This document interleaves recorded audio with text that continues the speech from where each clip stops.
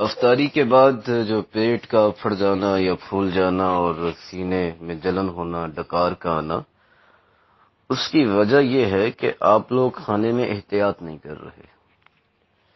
آپ لوگ کھانے میں احتیاط کریں گے تو انشاءاللہ العزیز ایسا کوئی معاملہ پیش نہیں آتا۔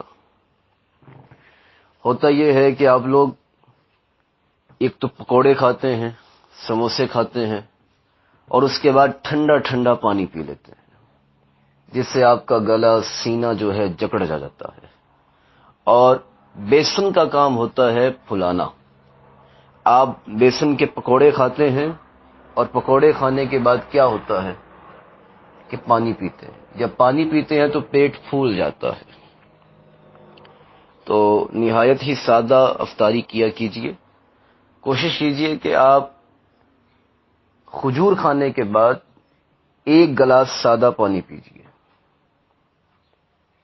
1 گلاس سادہ پانی پیجئے۔ اس کے بعد کوئی پھل، کوئی فروٹ کھا لیجئے۔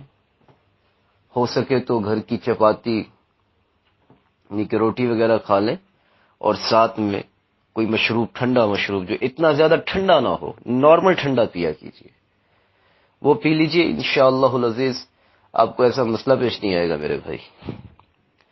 اور اگر ہو سکے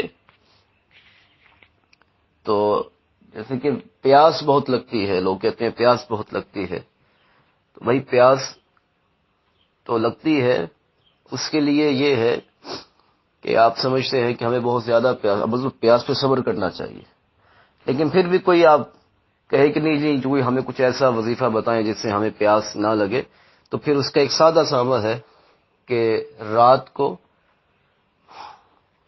کچی لسی اپنے پاس بنا کے رکھیں، دودھ کی کچی لسی بنا کے رکھیں اپنے پاس، اور اس کو پیتے جائیں، اور صبح سحری میں سالن کا استعمال نہ کریں، صرف دہی کا استعمال کریں، وہ بھی بغیر شکر ڈالے، بغیر چینی ڈالے، میٹھا کیے بغیر۔ جیسی دہی ہو اسی دہی کے ساتھ آپ چپاتی یا جو بھی پراٹھا وغیرہ کھانا چاہتے ہیں وہ کھا لیجئے۔